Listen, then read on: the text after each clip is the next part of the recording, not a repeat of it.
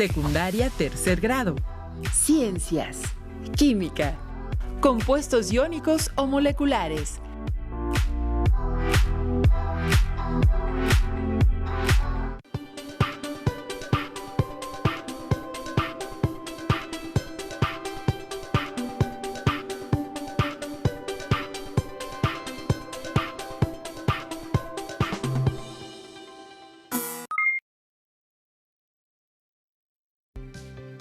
Me emociona estar con ustedes. Sean bienvenidas y bienvenidos a esta sesión de Ciencias Química.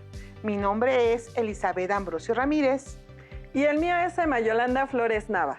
Ahora que tomamos clases a distancia, es importante que juntos podamos aprender en este mundo de la ciencia, en especial de la química. En esta sesión diferenciarán entre los compuestos iónicos y moleculares a partir de sus propiedades. Qué interesante, sobre todo porque lo haremos a través de la relación de la química con la biología, o sea, la bioquímica. La química es tan cercana a nosotros que ni nos percatamos de cómo sería nuestra vida sin ella. Desde las culturas prehispánicas eran bien conocidas las propiedades de las sustancias, así como los procesos químicos que satisfacían diferentes necesidades humanas. Hoy es un placer que nos acompañe el licenciado Maximino Cruz Hernández, quien habla una lengua hermosa como lo es el náhuatl. Muchas gracias.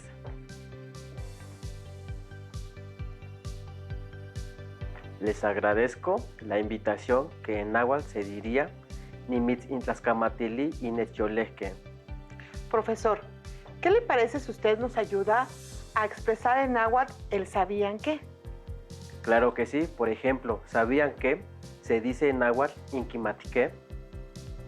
Muy bien. ¿Sabían que sin la química no hay cocina? Inquimatique atle payeluciol amo onca tlacualcali. Una reacción de óxido de calcio es la clave de nuestra dieta. Se istlamaquilistli, xahualitle calcio, ni eli clavetle tonetlacualistli. En México, uno de los alimentos indispensables es la tortilla, que se elabora con maíz. Para la obtención de masa de maíz es necesario previamente llevar a cabo una reacción química fundamental, la nixtamalización. Ipan México, se ome tlacuali monelnequi ni tlaxcali, mochiwa icacintli, axtowi pampa oneline sintixtli, monelnequi mohuicas se ixtlamiquilistli, payelisior, pehuali eli nextamali. Este tratamiento consiste en la cocción en agua de los granos de maíz con óxido de calcio o cal de piedra. Nitlanemilistli kipilla ipancampa isini elotl, ika xahualitl calcio o nexatel ika al totoni. Es el mismo compuesto que se utiliza para la construcción. El óxido de calcio se combina con las paredes celulares del maíz, formadas de celulosa, polímero natural que los humanos no digerimos. Eli sanyeno, yectlalili, tlenmotequiwi pampa tlaquesecayol, xahuali tle calcio, mohuicaltia ika icuetlaxo, tlen sintli, mochictoc, tle icuetlaxonacatl, yelisiotl, tlen masewalmec, amo ticua. En esta reacción se ablanda las paredes celulares formando una especie de gelatina, de manera que los granos son mucho más suaves. Además, se incorpora calcio, por lo que al ingerir tortillas o alimentos derivados del maíz, es una fuente de calcio que es necesario para el buen funcionamiento de nuestro organismo, en particular del sistema óseo. Ipani istlamiquilistli, moyamanilini y yolcuetlaxo, quichiftia se tlaxelolistli, tzacuanili tlen achicuali nelcintli, eli nelyamani. Nohki mocuiquili ne calcio, pampa ken mocua, ne tlaxcali o se tlacuali, tlen mochiwa icacintli, quipia se yolchicahualistli, tlen calcio, monelnequi, pampa se cuali tlachihualistli, ipan totlacayo, ipan ixcuyan tlen omiyol. Gracias a la nixtamalización podemos disfrutar de las sabrosas tortillas y todos esos platillos en los que se utiliza el maíz. Matitlascamatilica ne nextamali, huelis tipaquilia huan ajuyac tlaxcali Guanochimec no patlacuali y pantlen motequiwi y cani sintli. Profesor, le agradecemos mucho que pudiera compartir en náhuatl el ¿sabías qué? Muchas gracias y sigamos en Aprendiendo en Casa 2. Miyak, Tlaskamati, Wanma, Toquilica, Ipan, Shimomashti y Pancali, Ome. Qué interesante es la química y aún más saber que la ciencia la practicaban las culturas prehispánicas y claro, que se sigue aplicando en la actualidad. Y en algo tan rico como lo es nuestra gastronomía. Continuemos aprendiendo más y para ello también necesitaremos nuestros propios materiales, como lo son cuaderno de la asignatura de Ciencias Química, libro de texto, bolígrafo o lápiz y colores. Maestra Elizabeth, ahora que estamos a distancia, hay alumnas y alumnos que están interesados en la química y quieren conocer a través de ella la explicación de eventos que les suceden. Por ejemplo, tenemos una alumna que actualmente estudia el tercer año de secundaria que se llama Evelyn y nos hace la siguiente pregunta. ¡Auch! Me dio un calambre. Ay, creo que necesitas un poco de... Gracias. Maestras, ¿por qué dan los calambres? Nuestro cuerpo está constituido por una infinidad de átomos, iones y moléculas, los cuales están en constante interacción, y nosotros somos la evidencia de esas interacciones. Toda la materia, incluyendo a los seres vivos, está compuesta por distintos átomos. Antes de correr, vamos dando pasos cortos pero seguros. Las sustancias que hoy vamos a presentarles las debemos de comprender desde la química y cómo es que funcionan en nuestro cuerpo. Estimada Evelyn y estimadas alumnas y alumnos, pongan mucha atención ya que además de aprender química en esta sesión, aprenderán por qué es necesario cuidar nuestro cuerpo. Las moléculas están constituidas aproximadamente en un 98% de los elementos como carbono, hidrógeno, oxígeno, nitrógeno, fósforo y azufre, mientras que el otro 2% corresponde a elementos como el hierro, calcio, sodio, cobre, magnesio, yodo y cloro. Las distintas combinaciones que estos elementos se pueden unir dan lugar a la formación de millones de moléculas con propiedades específicas. ¿Cómo cuáles, maestra? Las que están compuestas de carbono se denominan compuestos orgánicos. Uno de los más importantes es la glucosa. Sí, esta molécula junto con otras participa en reacciones, las cuales producen una molécula ATP, que contiene una gran cantidad de energía. ATP es la abreviatura que usamos para referirnos al adenosín trifosfato. Los átomos se mantienen unidos y forman moléculas por medio de enlaces químicos. En el cuerpo ocurren reacciones químicas, o en este caso llamadas reacciones metabólicas, donde se producen o degradan continuamente moléculas, es decir, se forman y se rompen uniones químicas. En estas uniones, algunos átomos tienden a ganar o perder electrones con gran facilidad debido a su configuración electrónica, formando átomos con una carga eléctrica que se denominan iones. Aquellos átomos que ganan con facilidad electrones se dice que son electronegativos y formarán iones con carga negativa llamados aniones. Si el átomo pierde electrones, predominarán las cargas positivas en el núcleo, por tanto, se formarán iones con carga positiva, nombrados cationes. En los compuestos iónicos, los átomos se mantienen unidos debido a esas fuerzas de atracción que surgen por tener cargas opuestas, catión, anión. Maestra Emma, ¿qué propiedades tienen los compuestos iónicos? Antes de seguir, pongamos retos a las alumnas y alumnos. ¿Les parece? Elaboren en sus libretas un cuadro comparativo a partir de la lluvia de ideas, conceptos que estamos tratando en esta sesión. Los compuestos iónicos tienen las siguientes propiedades. Temperatura de ebullición alta, igual que la temperatura de fusión. Generalmente son solubles en agua, en forma de cristales.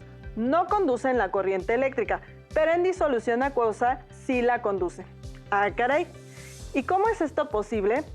Observemos como ejemplo el cloruro de sodio. Los átomos de cloro son mucho más electronegativos, por lo que atraen con fuerza al electrón de valencia de los átomos de sodio. Entonces, los átomos de cloro atraen al electrón de valencia, es decir, el electrón de la órbita del nivel de energía más alejado del núcleo. Así es, el cloro se transforma en el anión cloruro y el sodio en catión. La atracción eléctrica entre ellos hace que los iones permanezcan unidos. El ion sodio forma parte de las secreciones digestivas, participa en la absorción de nutrimentos. Otro ion, el potasio, es esencial para el bombeo de la sangre del corazón. La pérdida de potasio causa hipotonía y por reflexia alteración del impulso nervioso y puede llevar a la muerte por paro cardíaco. El potasio se encuentra dentro de la célula, es decir, es un ion intracelular, a diferencia del sodio que es un ion extracelular. Otro ion importante es el ion calcio más 2, que se localiza en el tejido óseo. Junto con el fósforo forma un complejo llamado hidroxipatita. En otros tejidos, como los músculos, participa en la contracción muscular y en la coagulación sanguínea. Además, con el ion calcio, junto con el ion magnesio 2+, se localiza en los tejidos blandos e interviene en más de 300 reacciones enzimáticas. En los vegetales forma parte de la molécula de la clorofila y también interviene en la transmisión del impulso nervioso. Si carecemos de este ion, presentaríamos irritación nerviosa y convulsiones. Vamos a analizar los iones el hierro 2+ y el hierro 3+, que en la sangre se encuentran en los eritrocitos, células encargadas de transportar el oxígeno a todas las células. No se encuentran libres, se encuentran unidos a una proteína llamada hemoglobina. Sin el hierro nos sentimos fatigados y tenemos bajo rendimiento físico, ya que el transporte de oxígeno a las células del cuerpo se ve afectado y este elemento es esencial para los seres vivos. ¿Cuál es el ion que participa con la hemoglobina en el transporte del oxígeno? El ion ferroso de carga positiva 2, formando el grupo que se conoce como hemo. Hay otros iones que son fundamentales como el zinc, el cobre, el yodo, el grupo fosfato, cloruro, el sulfuro, el magnesio 2+ y el fluoruro. ¿Le parece, maestra Elizabeth, que nuestros estudiantes los busquen en una fuente confiable y que elaboren un cuadro donde coloquen cuál es la importancia de estos iones en el cuerpo humano? Sí, me parece muy bien. Yo me adelanté y les hice este cuadro, las funciones de los iones que hemos mencionado. Les puede servir como ejemplo para continuar. Perfecto, eso será de mucha ayuda. Gracias, maestra. Pasando a otro tema. Algunos átomos tienden a compartir electrones de valencia con otros átomos. Entonces, estamos hablando de compuestos moleculares. Cuando la diferencia de electronegatividad no existe o es muy baja, los átomos de elementos químicos que se unen comparten electrones de valencia. El gas hidrógeno está compuesto por moléculas de hidrógeno, no por átomos de hidrógeno separados. Cuando un átomo de hidrógeno se une a otro átomo de hidrógeno, ambos tienen la capacidad de atraer los electrones. Por lo tanto, el par de electrones compartido se ubicará a igual distancia de los núcleos. Los átomos de hidrógeno comparten sus electrones para tener la configuración electrónica de un gas noble, en este caso el helio. Los átomos compartidos pertenecen a ambos. Veamos el siguiente ejemplo.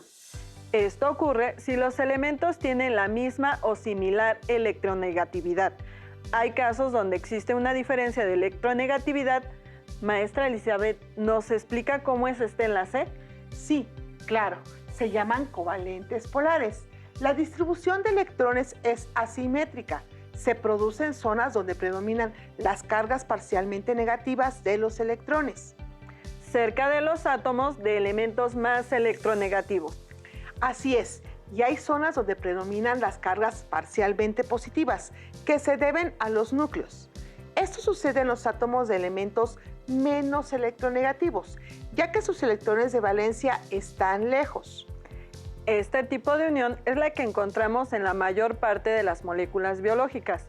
El carbono se une a otros elementos como el hidrógeno, oxígeno, nitrógeno, fósforo y azufre, por medio de enlaces covalentes. así como se une a otros átomos de carbono formando largas cadenas. Maestra Elizabeth, ¿nos puede dar ejemplos de estas moléculas? Sí, por ejemplo, la glucosa, que es el azúcar de la cual nosotros podemos adquirir energía. Otro ejemplo son las proteínas, como el colágeno, los lípidos o grasas, como los ácidos grasos. Otra molécula que es sumamente importante es el agua. ¿Por qué? Simple, maestra. Las células de las que estamos constituidos contienen entre un 70 a 90% de agua y todas las reacciones que ocurren en el citoplasma son en medio acuoso. Recuerden que la célula es como una fábrica donde se realizan muchos procesos y en la fábrica se tienen varios departamentos o áreas de producción. El citoplasma es uno de ellos. Su función es la de albergar a otros departamentos o áreas, pero no se llama así en la célula, se llaman organelos celulares. Está compuesto por agua, en su mayoría sales y otras moléculas. El agua es un disolvente biológico ideal.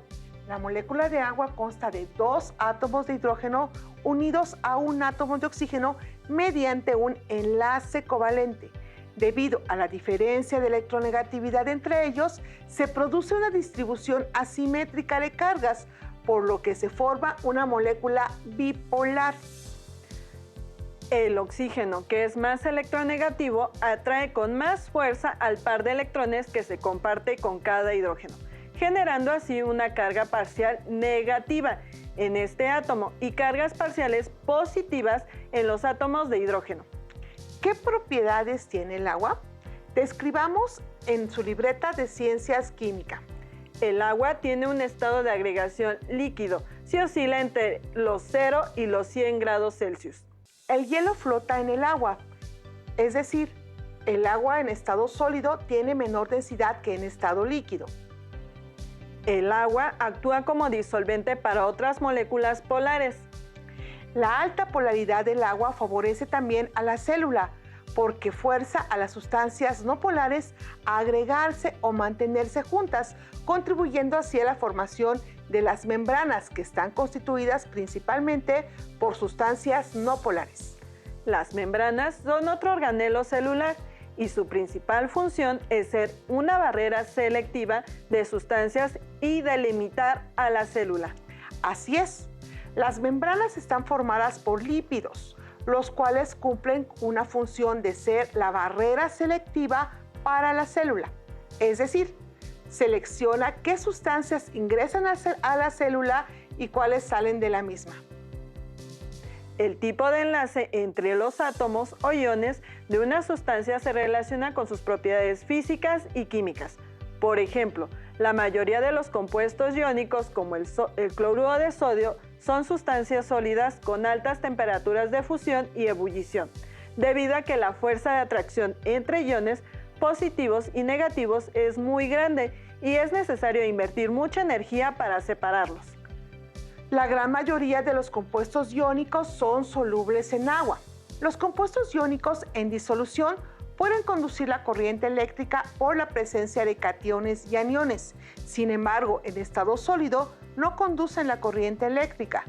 Como ya se mencionó, ejemplos de compuestos iónicos son las sales, es decir, compuestos formados por un metal y un no metal, como por ejemplo el sulfato de cobre, que es un fungicida que elimina hongos y algas en piscinas. Los compuestos moleculares pueden ser sólidos, líquidos o gaseosos a temperatura ambiente. Como ejemplos, la glucosa es un sólido. El agua es un líquido. El dióxido de carbono es un gas.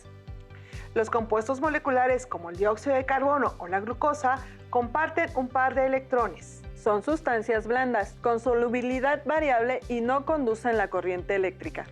Otro ejemplo es el azufre. Tiene una temperatura de fusión baja.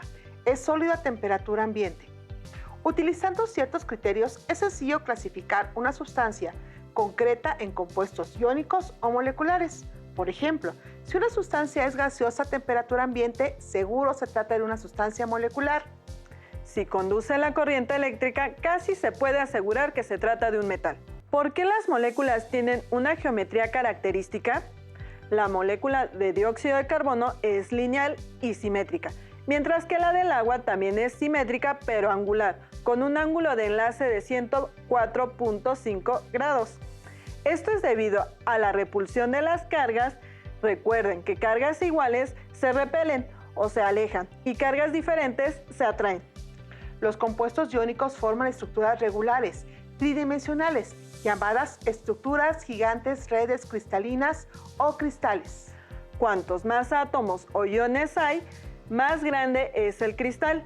La ordenación de los átomos o iones a escala submicroscópica se reproduce a escala macroscópica, como pueden observar en el cristal del sulfato de cobre. Sin embargo, los compuestos moleculares hay un número finito de átomos unidos entre sí, dando lugar a la agrupación de dos o más átomos llamados moléculas. Una última propiedad interesante es la solubilidad. La gran mayoría de los compuestos iónicos son solubles en agua. Los iones, cuando están en disolución, se rompen las interacciones ion-ion. En consecuencia, hay interacciones entre los iones y las moléculas de agua. Cuanto más débiles sean las interacciones entre los iones, más fácilmente se disolverá el compuesto iónico en agua. ¿Qué le parece, maestra Elizabeth, que les probemos lo que les mencionamos? Muy bien, vamos a experimentar. Los compuestos iónicos y moleculares tienen propiedades distintas. El propósito de esta actividad experimental es distinguir compuestos iónicos y moleculares en base a sus propiedades. Los materiales que vamos a necesitar son sal. Este es su nombre común. Su nombre en la química es cloruro de sodio, sulfato de cobre, azúcar, glucosa. Tanto el azúcar y la glucosa son carbohidratos. Si los recuerdan, si no, recuperen los aprendizajes de ciencias en biología. Azufre, parafina, suero oral. De no conseguirlo, pueden elaborar su propia vida suero oral de la siguiente forma. Necesitan 2 cucharadas soperas de azúcar, media cucharadita de bicarbonato de sodio, media cuchara de sal y cuando le agreguen 1 litro de agua pueden darle sabor con jugo de limón. Otros materiales que vamos a necesitar son agua destilada, que puede ser agua que previamente pusieron a hervir, alcohol, aceite, bebida deportiva. Nosotros pudimos conseguir en polvo, pero pueden tenerla también en forma líquida. Vasos de precipitado, pero si no los consiguen, unos de plástico transparente les será de mucha ayuda, una espátula o cuchara, y dispositivo para medir la conductividad o corriente eléctrica. ¿Cómo lo haremos? Analizaremos la apariencia, estado de agregación, solubilidad en agua, temperatura de fusión y la conductividad de corriente eléctrica de cada sustancia.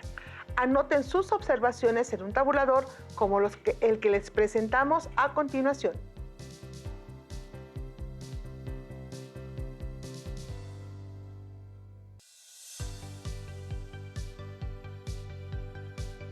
Sugerimos que etiqueten los vasos con algún marcador o etiqueta o cinta adherible.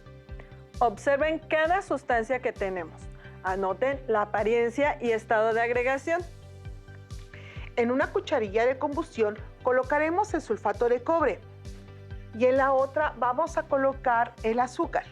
Vamos a observar cuál se hace líquida más rápida para poder comparar el tipo de enlace del cual están constituidos.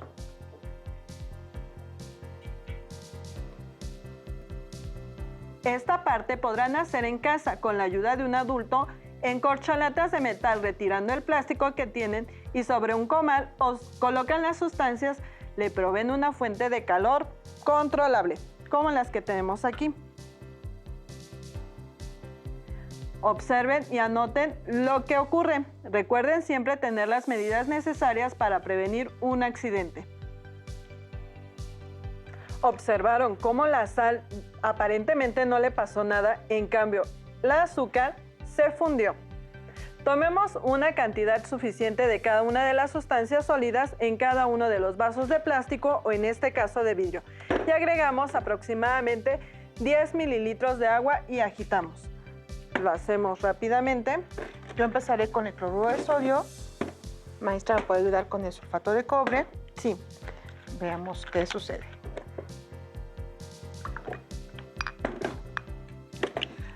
En esta parte vamos a ver qué sustancias son solubles en agua. El cloruro de sodio se disuelve rápidamente en el agua. El sulfato de cobre, ahí va. Vamos a hacer con azúcar.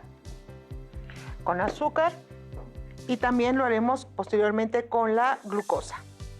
Espero que hayan observado y anotado el estado de agregación de los reactivos antes de haberles agregado el agua.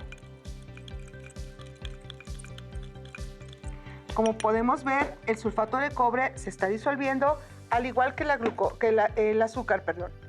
Voy a hacer con el azufre.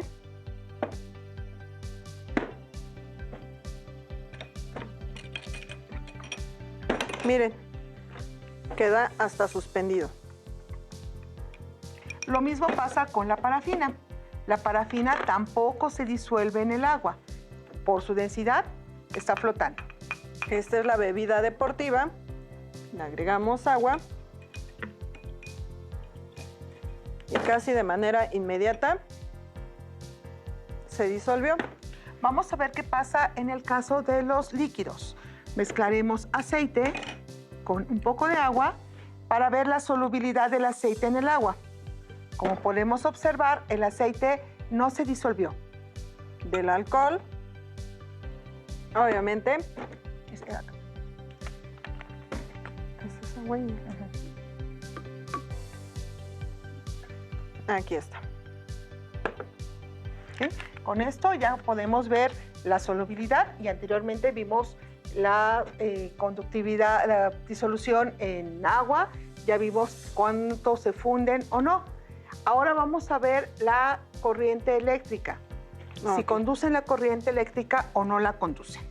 Para lo cual vamos a llevar el frascito que tiene el azúcar. Vamos a ver si el agua con azúcar conduce la corriente eléctrica. Ok. La conduce ligeramente. ¿Por qué? Porque el agua Tiene electrolitos. Ahora probemos con el sulfato de cobre. Déjelo limpio. No, nada más acá.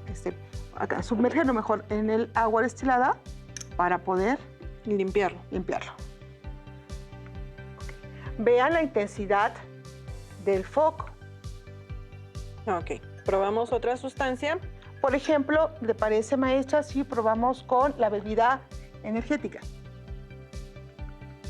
Y enciende. ¿Ok? Por último, maestra, ¿le parece si lo hacemos con el azufre? El azufre es aquel, maestro. Ok. Veamos qué pasa con el azufre. No se conduce enciende la el foco. corriente eléctrica.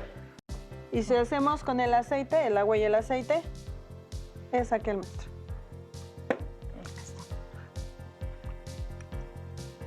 Tampoco conduce. Ok, entonces chicos, registren sus observaciones en la tabla como la que se presenta en la pantalla.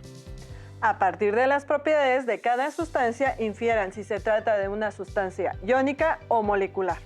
Maestra, y si les ayudamos a nuestros estudiantes con este cuadro, donde a manera de concreción explica las propiedades de las sustancias iónicas o moleculares. Me parece muy bien.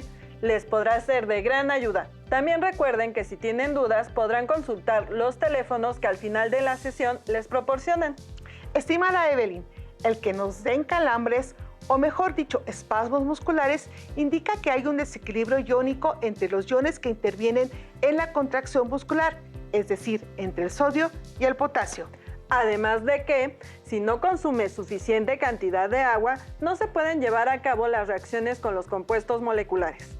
Recuerda y recuerde que la glucosa, al presentar enlace covalente, da pie a formación de nuevas moléculas con las que se darán energía para que sigas ejercitándote. Esta supermolécula, que se llama ATP o adenosín trifosfato. De acuerdo, maestra. Les pedimos que pongan mucha atención y verifiquen sus respuestas. Además de que comenten con sus profesoras y profesores aquellas respuestas donde tengan duda o que quieran ampliar el conocimiento.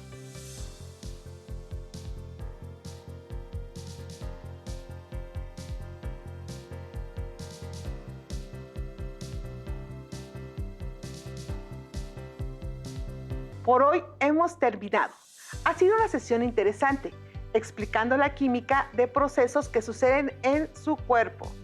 Es muy cierto, maestra, así que les proponemos que sigan aprendiendo, imaginando y creando aquí en Aprende en Casa 2. Hasta la próxima. Si tienes dudas o necesitas ayuda, llama al Centro de Apoyo Pedagógico a Distancia. El número de teléfono para secundaria es el 55 36 01 71 23. Si requieres consultar los libros de texto en versión digital, recuerda que los puedes encontrar en la página conalitec.cep.gov.mx. Y recuerda que también cuentas con el sitio aprendeencasa.cep.gov.mx, en donde podrás ver nuevamente los videos de los programas y además encontrarás actividades para fortalecer tus aprendizajes.